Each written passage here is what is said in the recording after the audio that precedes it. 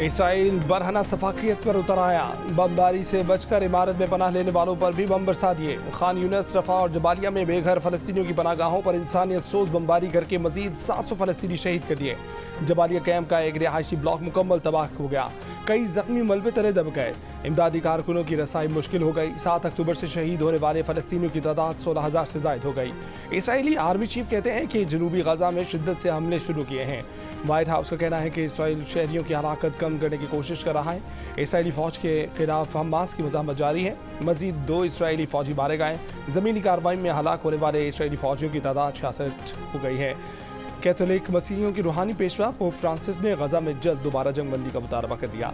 रफा crossing से हफ्ते और इतवार को दोहरी शहरियत वाले 871 अफराद गजा से मिस्र पहुंचे। इतवार को रफा क्रॉसिंग से इमदादी सामान के 100 ट्रक भी गजा में दाखिल हुए।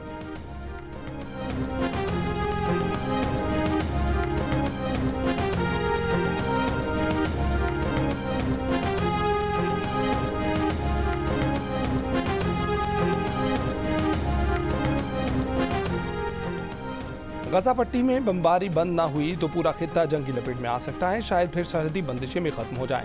निगरान वज़ीर आज़म अनवर हक काकड़ का स्काई न्यूज़ अल अरेबिया को इंटरव्यू। कहा कि पाकिस्तान मसला फ़लस्तीन पर 2 रियासती हल का हामी है। वज़ीर आज़म ने पाकिस्तान में मुकीम गैर कानूनी अफ़गान तारकीन की वापसी से मुतल्लिक़ पाकिस्तान के असूली मौक़िफ़ से भी आगाह किया। कहा कि सियासी, समाजी और दहशतगर्दी के चैलेंजों से निपटने के लिए पाकिस्तान ने गैर कानूनी तारकीन की वापसी का फैसला किया।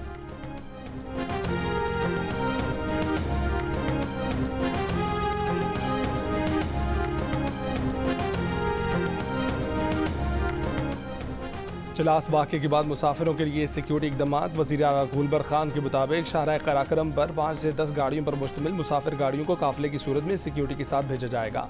मुसाफिर गाड़ियों को दिन के औकात में शाम से पहले दियामर की हदूद से गुजारा जाएगा। मुसाफिर बस पर फायरिंग से जमाहक अफराद की नमाज़ जनाजा अदा कर दी गई। निगरान वज़ीर आज़म अनवर हक काकड़ की दहशतगर्दी के वाक़े की शदीद मज़म्मत। कहा कि मुल्क से दहशतगर्दी के खात्मे तक जंग जारी रहेगी।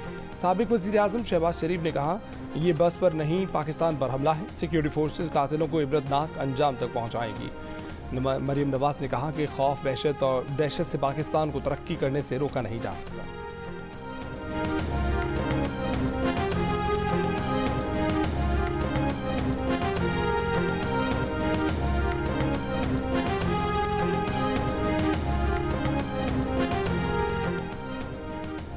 भारत की 4 अहम रियासतों में से 3 में हुक्मरान जमात बीजेपी को बरतरी हासिल। भारत की 4 अहम रियासतों में इंतखाबात के बाद वोटों की गिनती का अमल जारी। बीजेपी को मध्य प्रदेश, छत्तीसगढ़ और राजस्थान में बरतरी हासिल।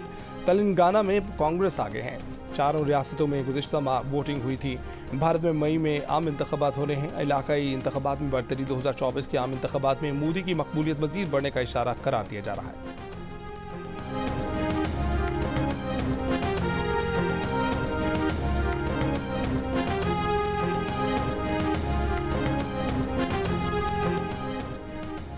महंगाई की शरह में कमी हो रही है। वज़ारत ख़ज़ाना का दावा। कहा कि गैस की कीमतों में इजाफे का असर हफ्तावार महंगाई पर आ चुका है। पेट्रोलियम मसनूआत की कीमतों में कमी से महंगाई कम हो रही है।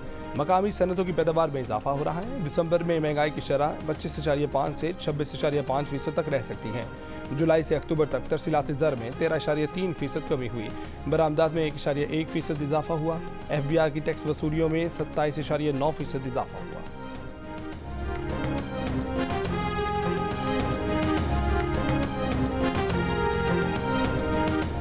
शहबाज शरीफ से नून लीग सिंध के सदर बशीर मेमन समेत पार्टी रहनुमाओं, साबिक़ अरकान कौमी और सूबाई असम्बली की मुलाकातें। आम इंतखाबात की तैयारियों और सिंध में तंजीमी अमूर पर मुशावरत। सिंध में MKM और दीगर जमातों के साथ इंतखाबी एडजस्टमेंट से मुतल्लिक़ अमूर पर गौर किया गया। MKM से होने वाली बातचीत और सिफारत का जायज़ा लिया गया। शहबाज शरीफ से शेख रोहेल असगर, हनीफ अब्बासी, ख्वाजा सलमान रफ़ीक की मुलाकातें। शहबाज शरीफ का कहना था कि सियासी इस्तेहकाम से ही मईशत और अवाम के मसाइल हल होंगे। अवाम को महंगाई और दीगर मसाइल से निजात दिलाने के लिए इलेक्शन बहुत अहम है। 4 साल तबाही का स्याह दौर ना आता तो अवाम पर महंगाई और पाकिस्तान की मुआशी बदहाली का बुरा वक्त ना आता।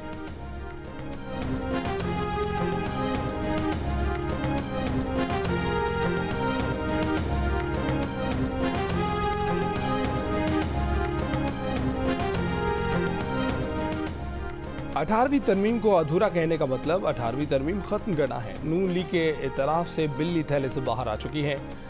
सेक्रेटरी इत्तलात पीपल्स पार्टी फैसल करीम गुंडी का बयान, कहा कि 18वीं आईनी तरमीम विफाक और तमाम मकाइयों के दरमियान मिसाक है।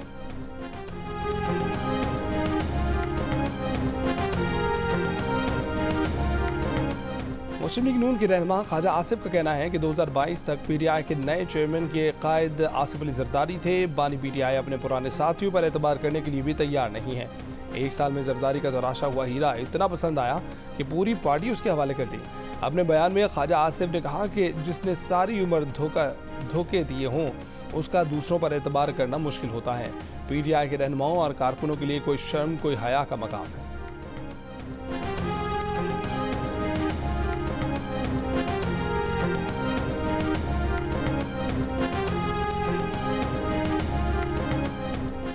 पीटीआई के बानी रहनुमा अकबर इस बाबर का कहना है कि ये पार्टी फंडिंग हो या इंट्रा पार्टी इलेक्शन, कानून का इतलाक सारी सियासी जमातों पर होना चाहिए। पीटीआई के खिलाफ इंट्रा पार्टी इलेक्शन आज कल का मामला नहीं, 1.5 साल से पीटीआई ने मामला खुद लटका के रखा हुआ है। जियो न्यूज़ के प्रोग्राम नया पाकिस्तान में बातचीत करते हुए उन्होंने कहा कि क्या पीटीआई को इलेक्शन कमीशन ने कहा था कि जाली इंट्रा पार्टी इलेक्शन करवाएं।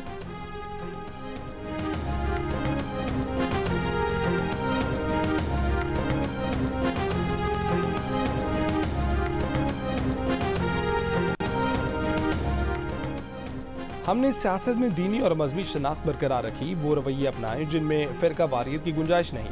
सरबराह JUIFA मौलाना फजल रहमान का मुल्तान में कारकुनों से खिताब, कहा उन्हें इख्तलाफ में नरमी को फ़रोग देना है, शिद्दत को नहीं। पाकिस्तान के सिखों, ईसाइयों और हिंदुओं के भी हकूक़ हैं। इक़्तिदार मिला तो मुल्क के हर शहरी के हक़ का तहफ़्फ़ुज़ करेंगे।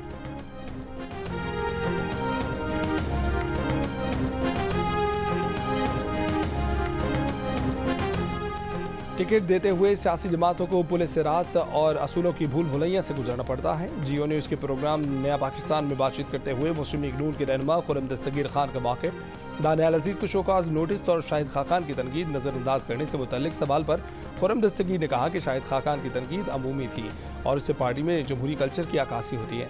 ताहम दानियाल अजीज़ ने 2 अफराद का नाम लेकर ज़ाती तनकीद की, जिस पर शोकाज नोटिस जारी किया गया।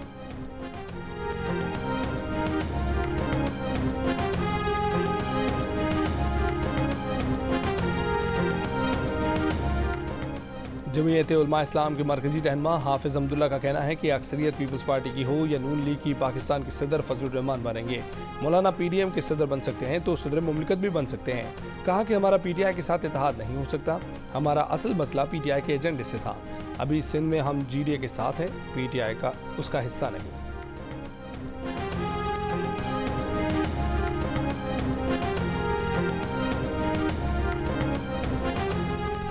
MKM पाकिस्तान का वफ्द आज इस्लामाबाद में chief election commissioner Sikandar Sultan Raja से मुलाकात करेगा। मुत्तहिदा इलेक्शन कमिश्नर सिंध और हल्का बंदियों की हातमी रिपोर्ट पर चीफ इलेक्शन कमिश्नर को तहफ़्फ़ुज़ात से आगाह करेगा। सिंधी सकाफत के दिन पर रंगों की बहार आ गई। सिंध धरती के वासियों के चेहरों पर खुशी के रंग, बच्चे बूढ़े जवान सब ने ही अजरक और सिंधी टोपी ज़ेबतन करके अपनी मोहब्बत निछावर की। कराची, हैदराबाद, लाड़काना, नवाबशाह, थरपारकर, जामशोरो, खैरपुर और डेरा मुराद जमाली समेत कई शहरों में तकरीबा। लोकगीत की धुनों पर नौजवानों और बच्चों का रक्स। सक्खर में जोगियों ने सांपों की हमरा मुनफरिद अंदाज में सिंध कल्चरल डे मनाया। हैदराबाद में नारा झील में कैदियों के साथ जेल के अहलकारों ने भी सकाफत का दिन भरपूर अंदाज से मनाया।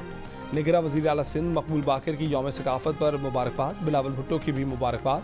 अमरीकी कौंसल खाने के तर्जुमान हैदर बर्फी ने सिंधी लिबास ज़ेबतन किया। पाकिस्तान में जर्मनी के कौंसल जनरल की भी सिंधी ज़बान में सिंध वासियों को यौम सकाफत की मुबारकबाद।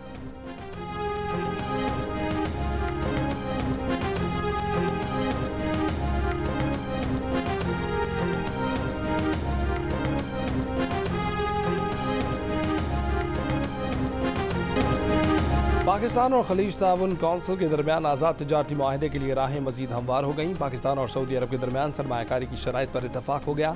निगरां वज़ीर तिजारत गौहर एजाज ने खलीज ताउन कौंसिल के तर्जुमान से मुलाकात कर नतीजा खेज करार देते हुए कहा है कि खलीज ताउन कौंसिल के साथ आज़ाद तिजारती मुआहदे को ख़त्मी शक्ल देने पर काम कर रहे हैं। निगरां वज़ीर इत्तलात मुर्तज़ा सोलंकी का कहना है कि पाकिस्तान और सऊदी अरब के दरमियान सरमायाकारी के तरीक़ों पर इतफाक किया गया। पाकिस्तान और खलीज ताउन कौंसिल में आज़ाद तिजारत का मुआहदा 19 साल से ज़ेर अल्तवा था। मंजूरी होने पर GCC का 15 साल में किसी मुल्क के साथ पहला तिजारती सरमायाकारी मुआहदा हो गया।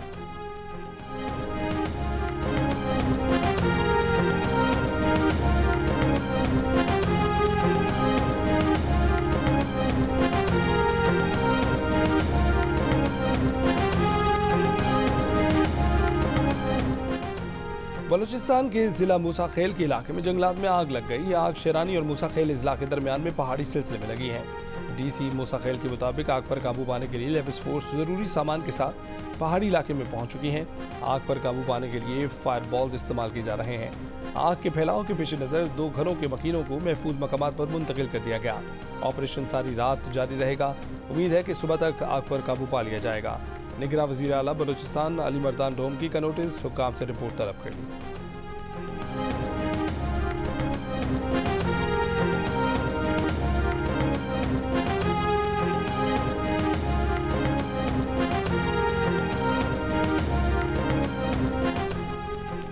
निगरां वज़ीर-ए-आज़म अनवारुल हक काकड़ ने कहा है कि पाकिस्तान माहौलियाती तब्दीलियों से दुनिया का 8वां सबसे ज़्यादा मुतासर होने वाला मुल्क है। माहौलियाती तब्दीली के चैलेंज से निपटने के लिए $7.8 करोड़ की बैनुल-अक़वामी इमदाद बहुत अहम है। निगरां वज़ीर-ए-आज़म का दुबई के पाकिस्तान पवेलियन में खिताब। अनवारुल हक काकड़ ने कहा कि माहौल के तहफ़्फ़ुज़ के लिए इंडस वाटर का तहफ़्फ़ुज़ सबसे अहम है। लिविंग इंडस इनिशिएटिव के तहत स्टेक होल्डर्स से मिलकर किरदार अदा करना होगा।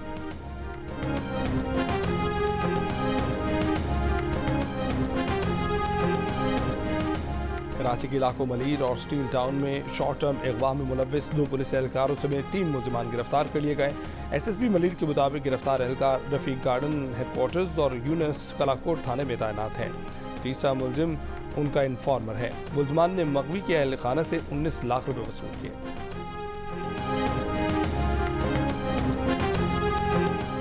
कराची के इलाके सईदाबाद सेक्टर 4A में शादी की तकरीब के दौरान फायरिंग से 2 अफराद जख्मी हो गए। फायरिंग में मुलव्विस 5 मुलजिमान गिरफ्तार कर लिए गए। पाकिस्तान विमेन क्रिकेट टीम ने तारीख बना दी। न्यूजीलैंड को पहले T20 मैच में 7 विकेटों से हरा दिया। पाकिस्तान ने 128 रन का हदफ 19वें ओवर में हासिल कर लिया। शवाल जुल्फकार ने 41 रन स्कोर किए। न्यूजीलैंड ने पहले खेलते हुए 6 विकेटों पर 127 रन बनाए। फातिमा सना ने कीवीज के टॉप ऑर्डर को उड़ा दिया। 18 रन देकर 3 विकेटें हासिल की। प्लेयर ऑफ द मैच का एजाज भी अपने नाम किया। अगला मैच भी जीतने के लिए पुरअज़्म। पाकिस्तान को 3 मैचों की सीरीज में 1-0 की बढ़त।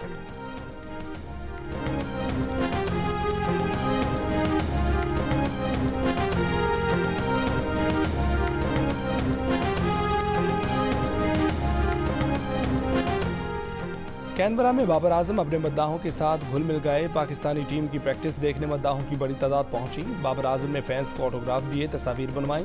कैनबरा में पहले ही ट्रेनिंग सेशन में बारिश और जालाबारी आड़े आ गई। फील्डिंग सेशन के बाद खिलाड़ियों ने इंडोर में बैटिंग और बॉलिंग की प्रैक्टिस की।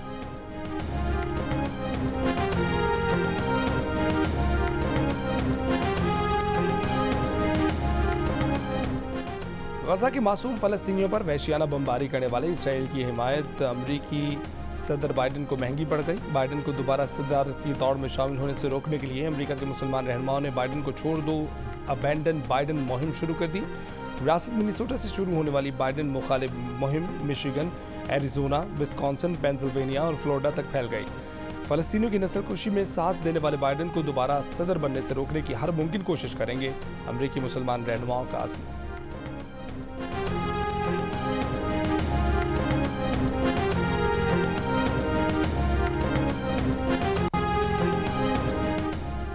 अमरीकी महकमा दिफा पेंटागन ने कहा है कि बहिरा अहमर में अमरीकी जंगी जहाज और दीगर कमर्शियल जहाज़ों पर ड्रोन हमला किया गया है। यमन के हूसी ग्रुप का बहिरा अहमर में जहाज़ों पर हमलों का दावा। कहा कि 2 इसराइली बहरी जहाज़ों को निशाना बनाया गया है। एक इसराइली जहाज़ पर मिसाइल हमला, दूसरे पर ड्रोन हमला किया गया।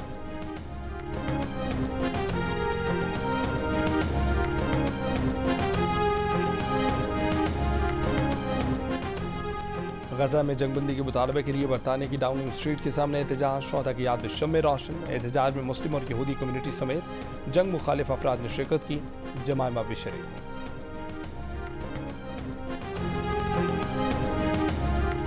फ्रांसीसी अंसदाद दहशतगर्दी के प्रोसिक्यूटर ने कहा है कि चाकू से हमला करने वाले फ्रांसीसी शहरी अरमंदार ने सोशल मीडिया पर जारी वीडियो में दाइश से वफादारी का हल्फ उठाया था। हमलावर के फ्रांस में हालिया हमलों के मुलजिमान से राब्ते भी थे। अक्टूबर 2023 के अवाखिर में हमलावर की मां ने अपने बेटे के रवैये के बारे में हुक्काम को तशवीश से आगाह किया था। गुज़िश्ता रोज़ पेरिस में चाकू हमले में जर्मन सयाह हलाक, 2 अफराद जख्मी हुए थे।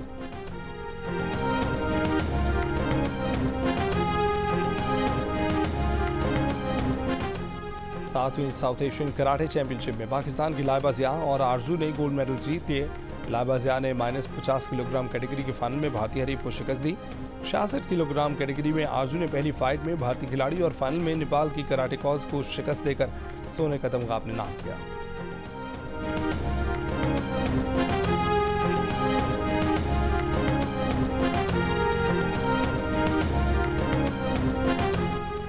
चार रोज तक अदबी रौनकें बिखेर कर कराची में आलमी उर्दू कॉन्फ्रेंस खत्म हो गई। 200 से जायद मुकर्रीन ने शिरकत की। मुस्तनसर हुसैन तारड़ से मुलाकात के उन्वान से सेशन में आवाम ख्वास की बहुत बड़ी तादाद उमड़ आई। मुस्तनसर हुसैन तारड़ ने कहा कि तख्लीक़कार बासलाहियत होने के साथ खुश नसीब हो तो उसे मद्दाह मिल जाते हैं। गुलजार की बातें अनवर मकसूद के साथ के उन्वान से भी नशस्त हुई। सीनियर सहाफ़ी सलीम साफ़ी की किताब डर्टी वॉर की रुनमाई की गई। करारदादें पेश की गई। क्लासिकल रक्स के साथ महफिल ख़त्म हुई। और हॉलीवुड की एक्शन फिल्मों ट्रांसपोर्टर, एक्सपेंडेबल्स और डेथ रेस के मारूफ अदाकार जेसन स्टेथम अबू धाबी पहुंच गए। शेख जायद ग्रैंड मस्जिद का दौरा किया, तस्वीर बनवाई।